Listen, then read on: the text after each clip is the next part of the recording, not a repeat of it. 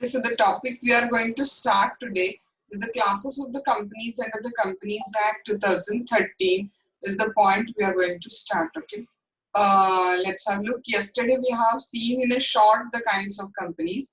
Now in detail we are going to deal with all the kinds of companies.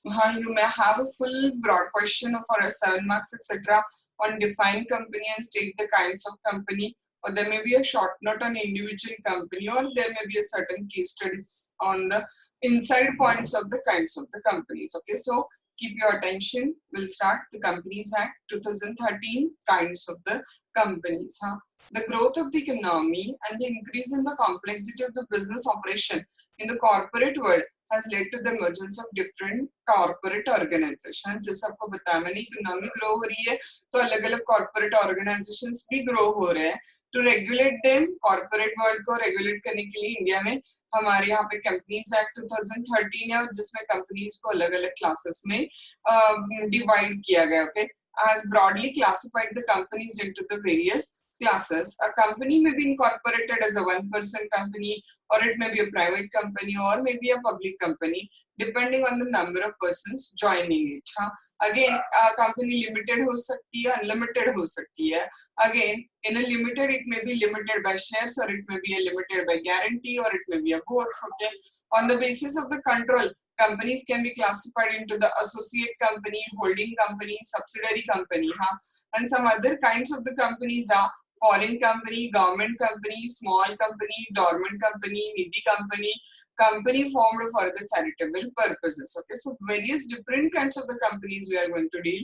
Among that, very first kind of a company we are going to see the companies which are classified on the basis of the liability. Okay, here you keep in mind, number one, limited liability company, and number two, unlimited company. And in a limited liability company, there are two types. Okay, company limited by shares and company limited by the guarantee. Already 2 times we have discussed this concept. Okay, so we'll start with that. Company limited by shares. इसमें क्या याद रखना है, 2 चीजें.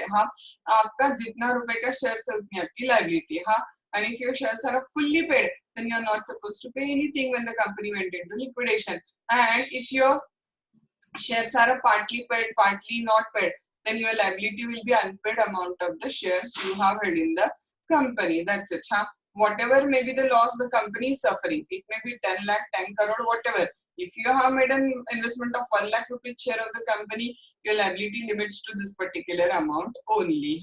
Let's have a look. Section 2 subclause 22 defines that when the liability of the member of a company is limited by the memorandum of association to the amount unpaid on the shares held by them, it's known as a company limited by shares.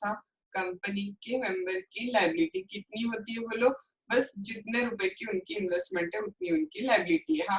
It is the simplest that for meeting the डेब्ट of the company the shareholder may be called upon to contribute only to the extent of the amount which remain unpaid. तो shareholder की liability कितनी होगी बोलो, जितनी उनकी unpaid amount है उतनी उनकी लायबिलिटी होगी. Even yesterday I have given you an example. Suppose I have taken 1 lakh rupees shares of the Reliance, and out of that 50,000 is the paid and 50,000 is the unpaid amount, then my liability will be only rupees 50,000 in that case.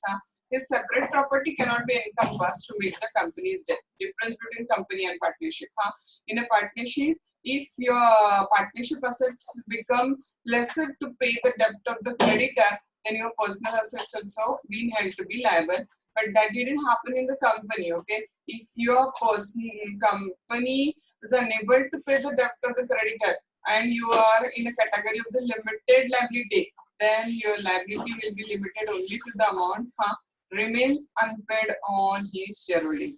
मैंने 1 लाख रुपए का share लिया, मैंने 50,000 रुपए paid है, 50,000 unpaid है, तो मेरी लायबिलिटी बस 50,000 की है, भले ही उस कंपनी को नुकसान 50 कोटी का हुआ है, क्रेडिटर्स का 50 कोटी रुपए देना बाकी है, और मेरे पास 100 कोटी की प्रॉपर्टी है. Doesn't matter. I'm not liable to pay any rupee above 50,000 because my unpaid share value is rupees only 50,000. That's it.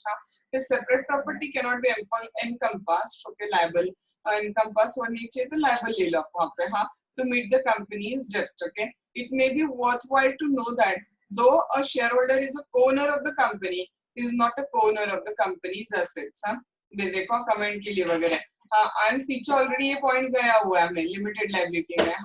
Company का प्रॉपर्टी का ओनर खुद कंपनी है, हाँ, शेयर होल्डर जो है वो भले ही कोनर ऑफ प्रॉपर्टी हो but he is not considered as a co-owner of the company's asset, क्योंकि असेट कंपनी का खुद का है, हाँ. The ownership of asset remain with the company because of its nature as a legal person. Company के property की ownership किसकी, बोलो खुद की, कंपनी के असेट्स है वो. मैंने आपको एग्जांपल से बताया था, कंपनी की बिल्डिंग, कंपनी की गाड़ी, कंपनी का फर्नीचर, हाँ. So whatever is there of the company, okay, company's mobile, it's not about mine, हाँ. I'm not going to say I'm sitting on the chair given by Mukesh Ambani. I will say that I'm sitting in the chair of a Reliance, okay. So in the company I'm working, I will talk about the ownership of the company on the asset of the company. Okay, so the extent of the right and the duties of the shareholder as a owner is measured by his shareholding. So company limited by shares में मेरी liability कितनी होगी, ये किससे count होगा बोलो, only by my shareholding. ये बड़ा बड़ा, हाँ, कितने रुपए के शेयर से उतनी मेरी liability. अगर मेरे शेयर्स फुल्ली पेड है तो मेरी लायबिलिटी कुछ भी बची नहीं है, क्योंकि ऑलरेडी वो पैसा उतने शेयर्स का मैंने कंपनी को दे चुकी हूँ. मेरी लायबिलिटी समझो मेरे शेयर्स फुल्ली पेड नहीं है, कुछ अमाउंट पेड करना बाकी है, तो जितनी अमाउंट अनपेड है शेयर होल्डिंग पे, remains unpaid on the shareholding, उतनी मेरी क्या हुई है वहां पे लायबिलिटी कंसीडर की जानी है, हाँ. देन नेक्स्ट वन देखो, कंपनी लिमिटेड बाय गारंटीज. मैं आपको बताता था कि हम लोग मेमोरेंडम में मेंशन करते हैं, क्या मेमोरेंडम में मेंशन करते हैं कि मैं कितने अमाउंट के लिए लायबल वहां पे रहूंगा, हाँ. And generally company limited by guarantee में लायबिलिटी कब अराइज होती है, देखो अगर कंपनी वाइंडिंग अप में आती है तो ही लायबिलिटी अराइज होती है. अगर कंपनी गोइंग कंसर्न है तो कंपनी लिमिटेड बाय गारंटी में लायबिलिटी अराइज ही नहीं होती है, हाँ. सो देखो section 2 sub clause 21 of the Companies Act 2013 defines the company having the liability of the member, how limited by the memorandum to such amount as the member may respectively undertake by the memorandum to contribute to the assets of a company in the event of its wind up, हाँ. ध्यान में रहे, company having a liability of the member, कितनी liability है members की, पहला हिस्सा limited by the memorandum, दूसरा हिस्सा कितने अमाउंट के लिए जो भी लिखा होगा मेमोरेंडम में, तो such amount as the member में respectively undertake by the memorandum, क्या करने के लिए, to contribute to the assets of the company, और कब, in the event of its winding up. जो मैंने हिस्से से डिवाइड किया ना वहां पे, वैसे याद रखो, डेफिनेशन लर्न करना आसान हो जाएगा. I will pardon memorandum, sorry, company limited by guarantee मतलब company having liability of the member, हाँ, कैसी, लिमिटेड बाय द मेमोरेंडम, कितने अमाउंट के लिए, with the amount its members may respectively undertake by the memorandum to contribute to the assets of the company, कब, in the event of being wind up, हाँ, अगर wind up हुई तो ही वो liability arise हो जाएगी वहाँ पे, हाँ. Thus the liability of the member of the guarantee company is limited, stipulated, हाँ, such a mention in the memorandum, member cannot be called upon to contribute beyond that sum. वो जो stipulated sum है उसके beyond contribute करने के लिए आपको बुलाया जाएगा नहीं. इस पैराग्राफ की जरूरत नहीं समझो, हाँ. ये ऊपर की लाइन यहाँ से यहाँ तक रीड आउट करते हो तभी ना हो जाएगा वहां पे, हाँ. The common features between a guarantee company and the company having share capital R, क्या है देखो वहां पे दोनों के बीच में लीगल पर्सनैलिटी, दोनों लीगल पर्सन है, दोनों की लायबिलिटी भी क्या है बोलो, लिमिटेड लायबिलिटी है, हाँ. But in the latter case, the members' liability is limited by the amount remaining unpaid on the shares. लेकिन कंपनी लिमिटेड बाय शेयर्स होगी तो हमारी लायबिलिटी कितनी होगी बोलो, unpaid amount of the shares will be the liability only, हाँ, which each member hold, हाँ, both of them have to state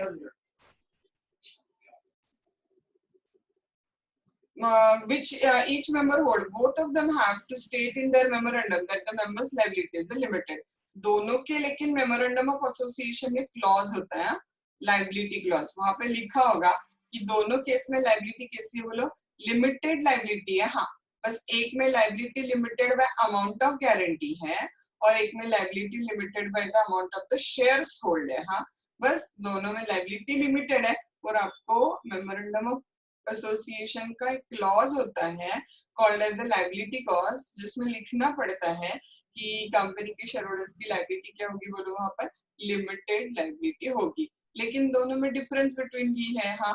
now did you remember what is the difference between company limited by shares में आपकी liability, continuous रहती है। जब भी company calls on shares करेगी payment करना पड़ेगा, हाँ। लेकिन कंपनी लिमिटेड बाय गारंटी में लायबिलिटी कब अराइज होती है बोलो? Only in the case of winding up liability क्या होती है बोलो?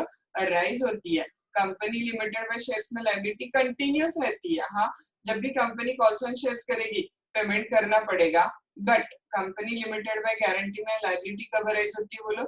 only in case the company went into the liquidation, that is winding up, huh? See difference dekho.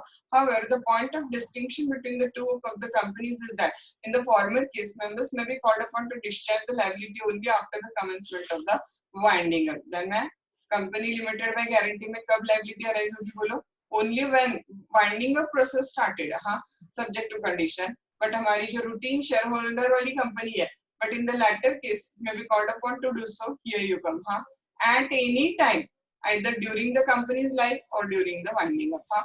हमारी जो रूटीन कंपनी है ना, कंपनी लिमिटेड बाय शेयर्स, हाँ, उसमें आपकी लायबिलिटी कंटिन्यूस रहती है जब तक कंपनी की लाइफ है तब तक भी, और अगर कल कंपनी वाइंडिंग अप प्रोसेस में चली जाती है तो भी कंपनी की लायबिलिटी, कंपनी के मेंबर्स की लायबिलिटी कंटिन्यू रहेगी, हाँ। It is clear from the definition of the guarantee company that it does not raise its initial working fund from its members. Therefore, such a company may be useful only where no working fund is needed, or such a funds are held from the source like endowment, fees, charges, donations, etc. हाँ, ये वाला paragraph knowledge के लिए याद रखो generally. अब ना company limited by guarantee जो है ना, वो जनरली ऐसी कंपनी की जिसको फंड्स की शुरू में जरूरत नहीं होती है शेयर्स के थ्रू, क्योंकि वो तो गारंटी कंपनी है ना, तो अपना फंडिंग कहाँ से रेज करती है देखो? चार्ज, डोनेशंस, फीस, हाँ, एंडोमेंट्स मतलब ट्रस्ट, इनके थ्रू अपना फीस क्या करती है वो, या अपना फंड क्या करती है, रेज करती है। बट ऊपर का मटेरियल मस्ट है, आपको अच्छे से क्या करना पड़ेगा, याद रखना पड़ेगा। Maybe it is a difference between question, हाँ, किस चीज का difference between company limited by shares and company limited by guarantee, difference between भी आ सकता है आपको, हाँ। नाउ केस में is there Narendra Kumar Agarwal versus Saroj Malu. Supreme Court laid down that the right of a guarantee company to refuse to accept the transfer by the member of his interest in the company is on a different footing than the of a company limited by shares. Membership of guarantee company can carry the privilege much different that of the ordinary shareholders. Guarantee company के members की position थोड़ी अलग होती है और company limited by shares के members की position थोड़ी अलग होती है, हाँ। गारंटी कंपनी में मेंबर्स इतने आसानी से अपना इंटरेस्ट ट्रांसफर नहीं कर सकते जितने आसानी से वो कंपनी लिमिटेड में शेयर्स में आसानी से कर देते हैं वहां पे। तो ये थोड़ा सा पोजीशन क्या होता है, अलग अलग होता है। बट अगेन नरेंद्र कुमार अग्रवाल से Saroj Malu is not that much of important case, okay. So averagely मेरे हिसाब से ऊपर का मटेरियल इनफ है जो आपको याद रखने की जरूरत है। To what extent winding up wording तक, हाँ, जो मटेरियल है यहाँ पे ड्यूरिंग द वाइंडिंग अप, पहले दोनों की कंसेप्ट दोनों में क्या कॉमन है एंड देन दोनों में क्या डिफरेंस बिटवीन है, वो मटेरियल आप क्या करो वहां पे याद रखो। दोनों के बीच का बेसिक डिफरेंस बिटवीन क्या है धन्या? कंपनी लिमिटेड बाय शेयर्स में जब भी कंपनी कॉल्स ऑन शेयर्स करेगी, भले वो कंपनी की लाइफ शुरू है तब भी या कंपनी की लाइफ वाइंड अप हो रही है तब भी आपकी लायबिलिटी वहां पे रहेगी। But company limited by guarantee में लायबिलिटी तभी अराइज होती है जब कंपनी क्या होती है बोलो? वाइंडिंग अप प्रोसेस में जाती है, हाँ, तभी लायबिलिटी क्या होती है? शुरू होती है। Now the next kind of company we are going to see is a unlimited company. कौन सी कंपनी डिस्कस कर रहे हैं हम लोग बोलो? अनलिमिटेड कंपनी हम लोग डिस्कस कर रहे हैं, हाँ। मैंने कल ही आपको जाते जाते दोनों के बीच का डिफरेंस बटन बताया था कि पार्टनरशिप और अनलिमिटेड कंपनी में क्या फर्क है। दोनों में मेंबर्स की लायबिलिटी अनलिमिटेड है, बट पार्टनरशिप में अगर मेंबर्स पैसे नहीं दे पाए, हाँ, तो पार्टनरशिप के क्रेडिटर डायरेक्टली पार्टनर्स पे सूट फाइल कर सकते हैं, हाँ, और पैसे रिकवर कर सकते हैं बिना फॉर्म को लायबल पकड़े। बट कंपनी में लाइक अनलिमिटेड कंपनी में जो क्रेडिटर है वो डायरेक्टली कंपनी के मेंबर्स पे सूट फाइल नहीं कर सकता है, उनको लिक्विडेटर से मांगना पड़ेगा और लिक्विडेटर मेंबर्स से लेके क्या करेगा? क्रेडिटर को वहां पे पे आउट कर देगा, हाँ। Let's have a look. Section 2 sub clause 92 of the companies act defines the term unlimited company as a company having no limit on the liability of the member. Members के liability पे कुछ भी limit नहीं है। In such a company, the liability of the member ceases when he ceases to be a member. हाँ, member नहीं रहा, liability क्या होगी वहां पे? खत्म हो गई। लेकिन जब तक वो कंपनी का member है तब तक उसकी लाइबिलिटी क्या है वहां पे बोलो, अनलिमिटेड लाइबिलिटी कंसिडर की गई है। हाँ, देन अनलिमिटेड कंपनी, हमें क्या करना है, this paragraph we are keeping directly ना। अनलिमिटेड कंपनी का मीनिंग, 2 पॉइंट में अनलिमिटेड कंपनी याद रखो। हाँ, this one is unlimited company का मीनिंग एंड अनलिमिटेड कंपनी के features, features of unlimited company. 2 point कर देना शॉर्ट नोट रख दे तो मीनिंग आ गया। ऊपर का मटेरियल ये बड़ा पैराग्राफ स्किप एंड वो जाओ बड़े पैराग्राफ में दिया वो मटेरियल सारा यहाँ पे इजीली कवर अप किया। हाँ, तो डायरेक्टली हम लोग यहीं पे जाएंगे और इतना याद रखो इनफ है। हाँ, no limit on the liability of the members. हाँ, नंबर 1 फीचर क्या है बोलो, there is no limit on the liability of the members. Members के लायबिलिटी पे कोई भी लिमिट नहीं है। कंपनी का जितना लॉस होगा उस सब पे कंपनी के मेंबर्स की लायबिलिटी होगी अगर वो अनलिमिटेड कंपनी है तो। Okay, so first point is that no limit on the liability of the members. Members के लायबिलिटी पे कोई भी लिमिट नहीं रहेगा। नंबर 2, जैसे मेंबरशिप खत्म लायबिलिटी खत्म, simple point.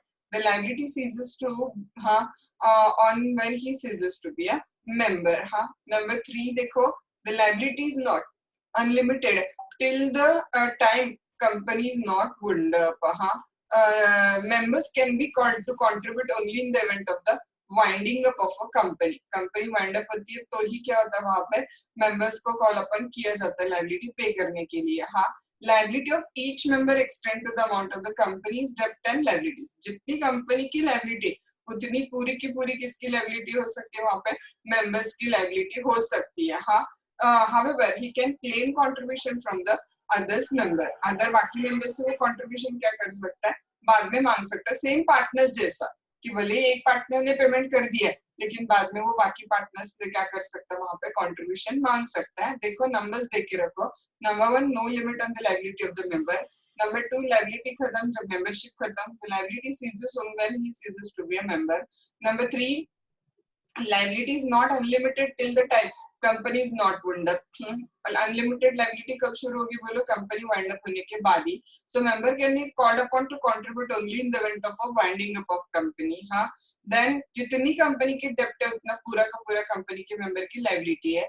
Liability of each member extend to the amount of the company's डेब्ट एंड लायबिलिटीज। हाँ, सेम लाइक अ पार्टनरशिप, बाद में अगर एक मेंबर ने पेमेंट किया तो बाकी मेंबर से कंट्रीब्यूशन बाद में मांग सकता है। However, he can claim the contribution from the other member. हाँ, 1, 2, 3, 4, 5, 6 एंड 7 को बस हमें ऊपर मार्किंग करना है, एक्स्ट्रा याद रखो। जो नीचे नहीं आया है 7th पॉइंट हम लोग ऊपर से मार्किंग करेंगे। हाँ, the creditor can institute the proceeding for winding up of company for their claims. The official liquidator may call the member for their contribution towards the liabilities and debt of the company which can be unlimited. Directly creditor, यहाँ पे देखो ध्यान है क्या, देखो सबका creditor directly member पे नहीं जा सकते। हाँ, क्रेडिटर क्या करेंगे बोलो, वहां पे सूट इंस्टीट्यूट करेंगे वाइंडिंग अप के लिए, किसके ऊपर, कंपनी के ऊपर। हाँ, मतलब फिर वो कंपनी किसके हाथ में जाती है वाइंडिंग अप पे, ऑफिशियल लिक्विडेटर। और ऑफिशियल लिक्विडेटर किसको कॉल करेगा, मेंबर को, कि आप और आपका कंट्रीब्यूशन वहां पे पे आउट कर दो। जो क्रेडिटर है ना वो क्रेडिटर डायरेक्टली मेंबर पे सूट फाइल नहीं कर सकता, which is the difference between partnership and company. Again कि पार्टनरशिप के क्रेडिटर डायरेक्टली मेंबर पे सूट फाइल कर सकते हैं बट कंपनी के क्रेडिटर डायरेक्टली मेंबर पे सूट फाइल नहीं कर सकते। They will file the suit on a company and then official liquidator will recover the amount from the members. तो ये 1, 2, 3, 4, 5, 6 एंड 7, इसको 7 नंबर दे देना। और ये सारे क्या हो जाएंगे बोलो, फीचर्स हो जाएंगे अनलिमिटेड कंपनी के। Okay, so on the basis of the liability, the company is divided into the 2 point. Number 1, limited liability. Number 2, unlimited. Limited liability company is divided into the 2 types: limited by guarantee and limited by shares. Okay.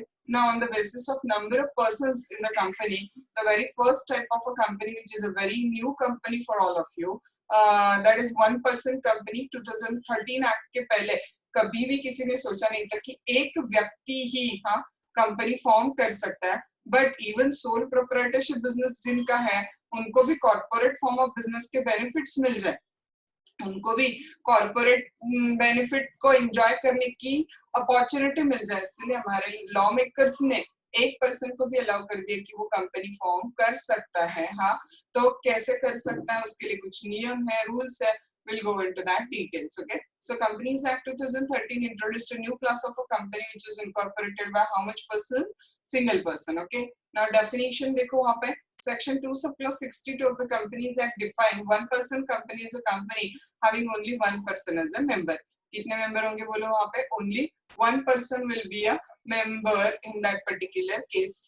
तो ये क्या हो जाएगा? देखो समझो short note है one person company की, तो ये हो गया आपका पहले वन पर्सन कंपनी का क्या गया बोलो मीनिंग आपने क्या किया कंसिडर किया वहां पे. हाँ, देन सेकंड पॉइंट क्या कर देना बोलो object. One person company form करने के पीछे का पर्पस ऑब्जेक्ट. हाँ, one person company introduce to encourage the entrepreneurship and the corporatisation of the business. हाँ, एंटरप्रेन्योरशिप को सपोर्ट करने के लिए, हाँ, बिजनेस को कॉर्पोरेटाइज करने के लिए किसको फॉर्म किया गया बोलो वन पर्सन कंपनी को परमिशन दे दी कि आप company form of business organise कर सकते हो in the form of one person.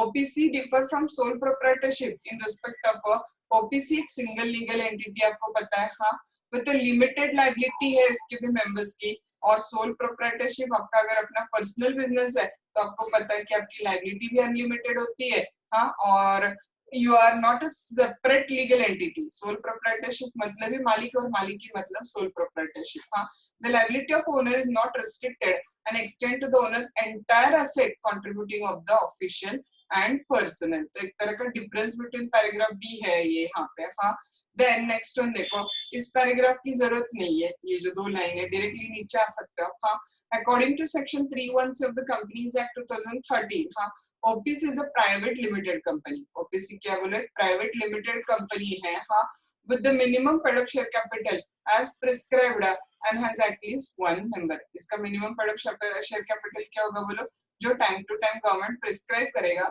और इसमें मिनिमम नंबर ऑफ मेंबर कितने रिक्वायर्ड है बोलो? Minimum one person is required for the OPC. हाँ, what the point? So two simple things which you should keep in mind here from number one, definition. OPC is a company which has only one person as a member. Possible हुआ तो उसका object one person has company has introduced to encourage the entrepreneurship and corporatization of the business. इतना लेते तो भी enough है. हाँ, then number 3, according to section number याद रखो नहीं रखो doesn't matter. OPC एक private limited company है जिसका minimum paid up share capital as may be prescribed वहाँ पे होगा. हाँ, now you will make a fresh point, that is some features of the OPC. OPC के क्या डिस्कस करेंगे हम लोग? कुछ फीचर्स. हाँ, जैसे देखो जो ऊपर गया उसको ऊपर ना इतना टेंशन लेते हुए. नंबर 1, ओनली वन पर्सन होगा. Number 2, minimum paid up capital उसका एज में भी प्रिस्क्राइब्ड होगा. हाँ, OPC के मेमोरेंडम में shall indicate the name of other person who shall in the event of subscriber's death or has incapacity to contract become the member of company. ये special feature है OPC का कि OPC के memorandum में compulsory एक person ready चाहिए. एक person का नाम चाहिए. वो पर्सन कौन होगा बोलो?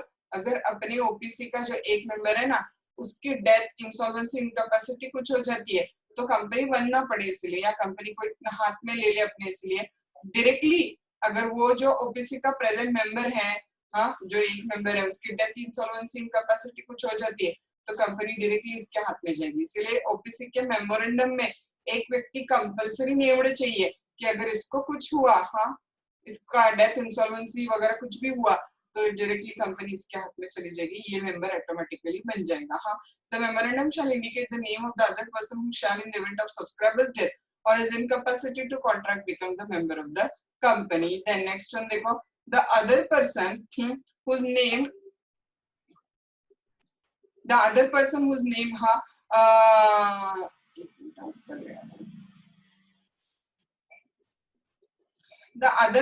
name is given in the memorandum shall give his prior written consent in the prescribed form, and the same shall be filed with the register of the companies at the time of incorporation. ये जो other person है ना, इसको जबरदस्ती है क्या कि तू कंपनी का मेंबर उसके डेथ के बाद बने? नहीं, उसने पहले से ही प्रॉपर रिटर्न कंसेंट दी हुई होनी चाहिए कि हाँ ये मरता है तो I be the member of the company. और इसकी कंसेंट किसके पास में पहुंची हुई चाहिए? कंपनी के रजिस्ट्रार के पास में. हाँ, वो कंपनी का अदर पर्सन क्या अपनी कंसेंट विड्रॉ कर सकता है? हाँ, such other person may given the right to withdraw the consent. हाँ, अगर उसको लगा तो वो अपनी कंसेंट बीच में क्या कर सकता है? विड्रॉ कर सकता है वहां पे. हाँ, क्या इस व्यक्ति को चेंज किया जा सकता है जो उसकी जगह रखा हुआ है? तो यस, हाँ, the member of the OPC can change the name of such other person, हाँ, by giving a notice to the company and company shall intimate to the registrar, हाँ. Then any such a change in the name of the person shall not be deemed to be alteration of the memorandum. इस व्यक्ति का नाम बदला तो इसलिए memorandum alter हुआ क्या? No, it can't be considered as the alteration of the memorandum. याद रखो ये जो अदर पर्सन है ना, ये वाला, हाँ, ये कंपल्सरी नेचुरल पर्सन चाहिए, ह्यूमन बीइंग ही चाहिए. और दूसरा ये जो अदर पर्सन है ना, ये कंपल्सरी रेसिडेंट ऑफ इंडिया चाहिए, कंपल्सरी. हाँ, आपको आरओसी पता है, रेसिडेंट ऑफ इंडिया, जिसका कम से कम 182 डेज का इंडिया में रेसिडेंस है, that is considered as the resident of India. Okay, only natural person who is a citizen and the resident in India, who has stayed in India for a period of not less than 182 days during the immediately preceding one calendar year shall be eligible to incorporate the OPC and shall be eligible to nominee of the sole member of the OPC. OPC का जो वो single member है ना, वो भी compulsory कौन चाहिए? Indian resident चाहिए एंड ह्यूमन बीइंग चाहिए. एंड वो जो ओपीसी का नॉमिनी है ना, इसको कुछ हुआ तो उसकी जगह जिसका नाम मेंशन करके रखा है मेमोरेंडम में, वो भी कंपलसरी. ये दोनों कंपलसरी, नेचुरल पर्सन ही चाहिए एंड रेसिडेंट ऑफ इंडिया चाहिए. इन दोनों को बाकी कंपनीज में ये जरूरी नहीं होता, मैंने आपको बताया. कंपनी का मेंबर नॉन ह्यूमन बीइंग भी हो सकता है, लाइक दूसरी कंपनी का मेंबर हो सकती है, बट नॉट विद ओपीसी. हाँ, ओपीसी में जो एक सिंगल पर्सन मेंबर है ना, वो भी, और उसकी जगह जिसका नाम नॉमिनेट करके रखा है कि इसको कुछ हुआ तो ये, तो वो जो नॉमिनी है वो भी, वो दोनों के दोनों नेचुरल पर्सन ही चाहिए एंड दोनों के दोनों रेसिडेंट ऑफ इंडिया चाहिए. हाँ, रेसिडेंट ऑफ इंडिया किसको बोलना, बोलो 182 days he is resided in India. Okay, now no person shall be eligible to incorporate more than one OPC or become nominee in more than one such a company. ये जो दोनों है ना, ये maximum 1 OPC में ही member हो सकते हैं और 1 OPC में ही नॉमिनी हो सकता है. तो एक व्यक्ति एक से ज्यादा ओपीसी में मेंबर या नॉमिनी नहीं हो सकता. हाँ, देन माइनर क्या ओपीसी का मेंबर या नॉमिनी हो सकता है? Answer is no. No minor shall become the member और नॉमिनी ऑफ द ओपीसी और can hold the share with the beneficial interest. हाँ, इवन ओपीसी में माइनर बेनिफिशियल इंटरेस्ट के शेयर्स भी होल्ड नहीं कर सकता. हाँ, देन अभी नाम में वो सेक्शन 8 कंपनी आनी है. सेक्शन 8 कंपनी मतलब association not for profit, charity के लिए बने हुए कंपनी होते हैं ना, उसको सेक्शन 8 कंपनी बोलते हैं, एसोसिएशन नॉट फॉर प्रॉफिट. हाँ, तो क्या एक OPC association not for profit में कन्वर्ट हो सकती है? तो नहीं. such a company cannot be incorporated or converted under section 8, though it can be converted into a private or public company or in certain cases. हाँ, but normal private या public company में OPC convert किया जा सकता है. तो answer है हाँ. Such a company cannot carry on the banking, non-banking financial investment activity, including investment in the securities of the any body corporate. क्या OPC non banking financial investment कर सकती है? तो नहीं. क्या ओपीसी किसी और कंपनी के शेयर्स में इन्वेस्ट कर सकती है? Securities, shares, debentures, bonds etcetera combination में कॉल किया जाता है सिक्योरिटीज. तो नहीं, OPC can not carry the non banking financial investment activities. Okay, then next one देखो, OPC cannot convert voluntarily into the kind of a company, हाँ, unless 2 years are expired from the date of the incorporation. एक OPC को खुद को किसी normal private या public company में convert करना है. हाँ, नॉर्मल प्राइवेट या पब्लिक कंपनी मतलब ध्यान में, प्राइवेट है तो मिनिमम 2 मेंबर, पब्लिक है तो मिनिमम 7 मेंबर. हाँ, तो क्या है, ओपीसी ऑटोमेटिकली कन्वर्ट कर सकती है खुद को? नहीं. एज ए ओपीसी कम से कम 2 साल काम करने के बाद ही वो खुद को अदर प्राइवेट या पब्लिक कंपनी में कन्वर्ट करा सकती है. लेकिन एक ऑप्शन है, 2 साल के पहले ही उनको खुद को अदर प्राइवेट या पब्लिक कंपनी में कन्वर्ट कराना होगा. तो फिर क्या चाहिए पता है, कब करा सकते पता है? Unless the paid up share capital is increased beyond 50 lakh rupees or its average annual turnover during the relevant period exceed rupees 2 crore. अगर ओपीसी को किसी और प्राइवेट या पब्लिक कंपनी में कन्वर्ट होना है वॉलंटरली खुद से, तो कम से कम 2 साल का गैप जाना जरूरी है. कम से कम 2 साल एज ओपीसी काम करने के बाद वो खुद को नॉर्मल प्राइवेट या पब्लिक कंपनी में कन्वर्ट करा सकती है.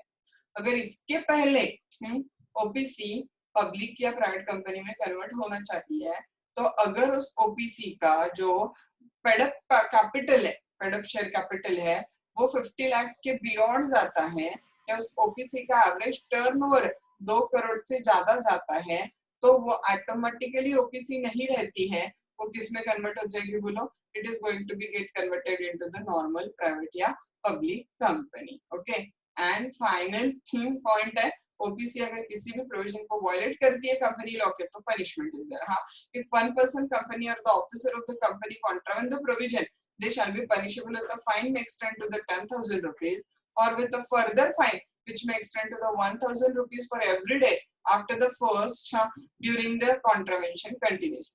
जब पहली बार contravention किया तो कितना होगा देखो वहां पे फाइन 10,000 rupees, और वही contravention अगर उन्होंने वापस किया या कंटिन्यू रखा तो डेली जब तक वो कॉन्ट्रावेंशन मतलब लॉ का वायलेशन चल रहा है तब तक का डेली फाइन कितना होगा बोलो वहां पे 1,000 rupees will be the daily fine. First contravention किया वहां पे रुक गए तो 10,000 रुपीज फाइन बैठेगा, इशू खत्म। बट फर्स्ट कॉन्ट्रावेंशन करने के बाद में भी वो कॉन्ट्रावेंशन कंटिन्यू रख रहे तो फिर क्या होगा बोलो वहां पे डेली फाइन बैठेगा 1,000 रुपीज का। सो यहाँ पे देखो here the member can be the sole member and director, वही सिंगल पर्सन ही कंपनी का मेंबर भी होगा ओबीसी का और वही सिंगल मेंबर कंपनी का डायरेक्टर भी हो सकता है। So involve what we have discussed about the OPC sum up किया वहां पे। हाँ, OPC is a one member company, it can be a private company in nature. इसका पर्पस क्या बोलो, एंटरप्रेन्योरशिप को और कॉर्पोरेटाइजेशन ऑफ द बिजनेस को प्रमोट करना। हाँ, प्रोसीजरल रिक्वायरमेंट के थ्रू ओपीसी को कुछ पॉइंट्स से एग्जम्पशन दिया जाता है। ओपीसी को भी खुद की सेपरेट लीगल एंटिटी है एंड ओपीसी की लायबिलिटी भी कौन सी कैटेगरी में जाती है, ओपीसी हमेशा लिमिटेड यानी अनलिमिटेड, तो ओपीसी हमेशा जाती है वो लिमिटेड लायबिलिटी वाले पार्ट में हमेशा जाती है वहां पे। हाँ, so this is one person company is a one type of company we have discussed now which is a outstanding feature of the Companies Act 2013. You just put out the meaning, object, and then go for a what we can call upon उसके कुछ points important significant points या features करके, और ये points हम लोग वहाँ पे क्या कर सकते हैं फिर शॉर्ट में कवर अप कर सकते हैं। So what the point, this is your first OPC. हाँ, is the one person company concept we have discussed here out in this particular point. Huh? Did you have any doubt with up to the points we have seen the companies?